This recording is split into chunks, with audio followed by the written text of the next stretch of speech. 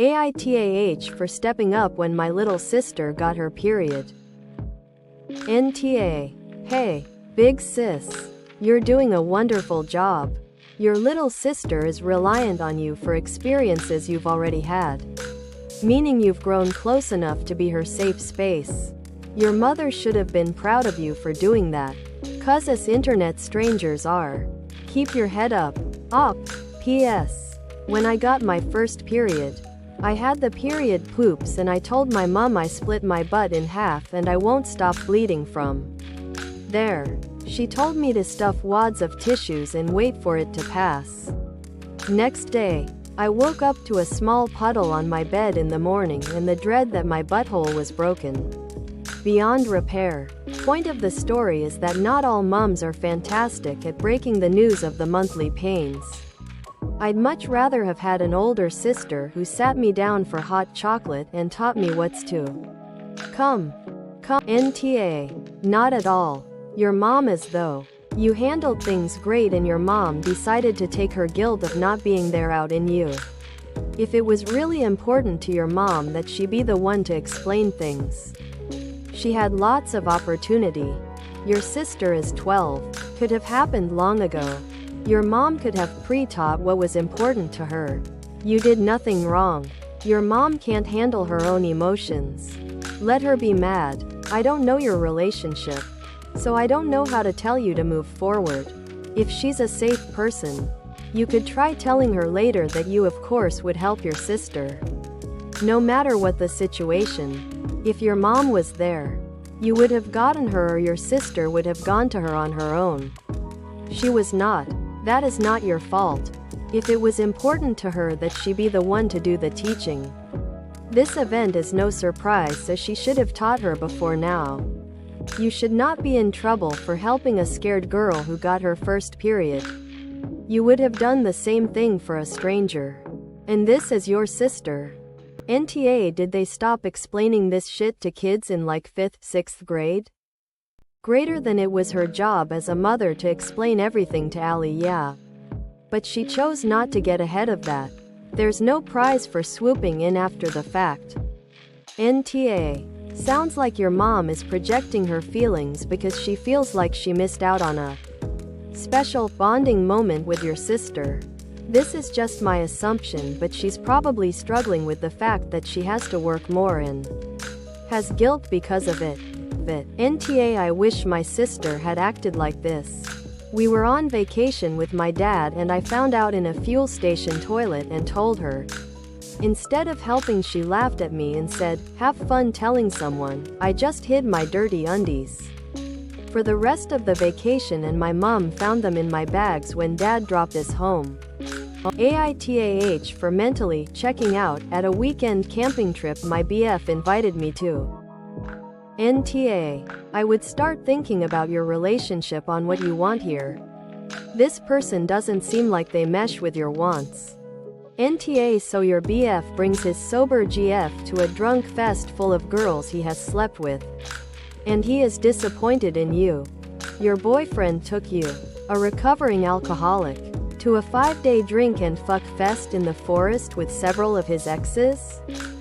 Then called you a cold bitch when you didn't like the experience. He needs to be your ex.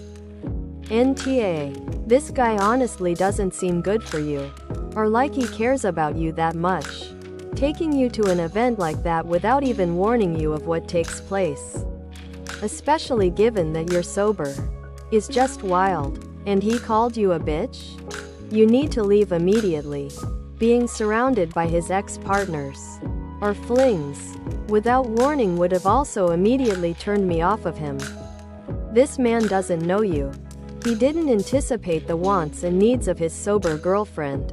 This man doesn't care about you. He didn't prepare you for all his previous sexual partners being there. He didn't immediately empathize with your feelings when he saw all his drunk friends.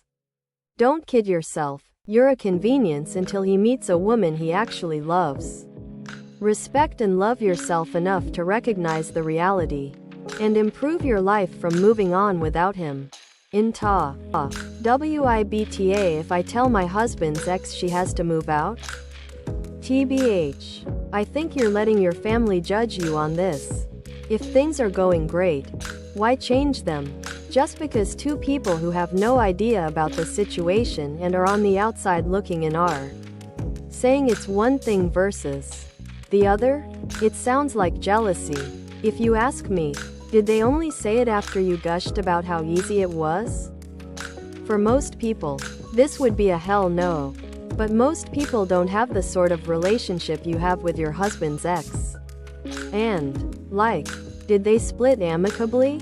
Has she ever shown any sort of inappropriate desires to your husband? If you feel there's a reason to have her move out, then by all means do it.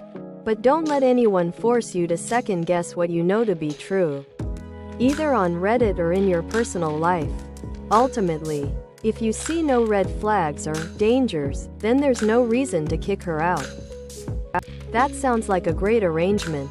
I wish my husband's ex wasn't trash. But absolutely don't let your family mess up a good thing. Why WBTA if you kicked out the ex based on your sister's and cousin's commentary? You don't have a problem with your husband's ex. You have a problem with your own spine. You even liked the arrangement you have going on until you mentioned it to someone else. And you allowed their baseless criticism to intrude on something that you yourself said was good. For everyone involved, like what you like. Keep the husband's ex there until she's ready to move out if it's making everyone happy. And tell your sister and cousin to kick rocks if they have any judgmental and unwanted thoughts to spew again. If you are wanting to ask BC of what your sister and cousin said, then YTA and you let them get in your head. As a person that comes from a weird mixed family situation, you yourself said it's working. There haven't been any issues.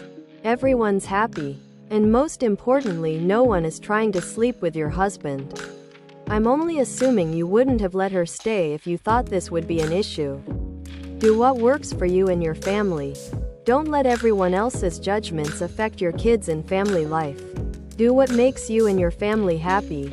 If that now includes the ex, so be it. People are nosy and pushy and annoying. Until they said something, you were happy. You were happy with your husband and happy having the ex there. Now your sister and cousin have stirred up your doubts because you're not living the traditional marriage. But why can't exes just get along? He doesn't have to be interested in her and she doesn't have to be interested in him. You're supporting each other and it's helping the kids, which is amazing. And she's being a good house guest. Ignore the noise coming at you and have a conversation with your husband about whether this is still working for him. If he wants her to move, and ask if you're being a bad partner. And tell him if you think he's being a bad partner. Communicate. That's all you have to do. Don't ask her to leave because of your sister and your cousin. That could end up making your life harder and less fulfilled. The only person who you should consult is your husband. NTA. But your sister and cousin are AITAH for doing childproofing for my in-laws visit?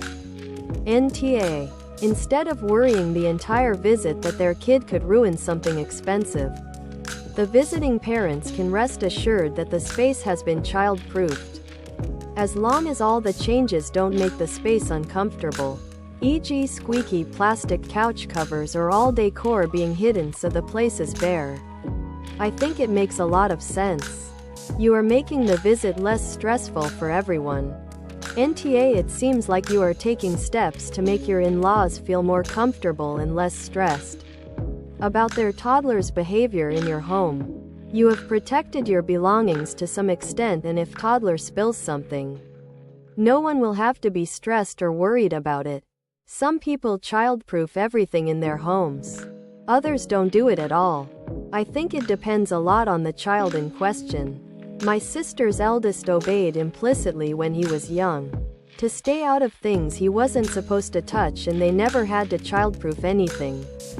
His younger brother, however, would immediately get into whatever they told him not to touch. He would stick his fingers into light sockets, spill his food all over the table and himself, run into things and knock furniture over. And he was a delightful child in spite of this. But they did have to childproof their house after he came along. I don't get why your husband is upset you did this. You are right that a few hours of tightly controlled parental supervision is a different thing than a 2-week visit. Your in-laws and also your nephew will probably enjoy the visit so much more because they won't be worried about breaking things or spills on the couch. Hopefully, they will keep their child occupied and safe during the visit, but you have made it much easier for them to do so.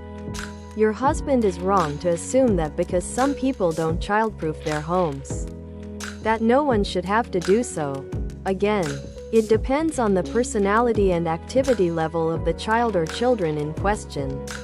And it isn't a philosophy of parenting thing so much as it is a stress and worry reducing thing. Keep your home childproofed for the visit. It's by far the easiest way to have a pleasant time with the in-laws.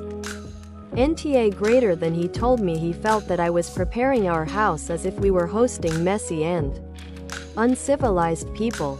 He's quoting the definition of a toddler here.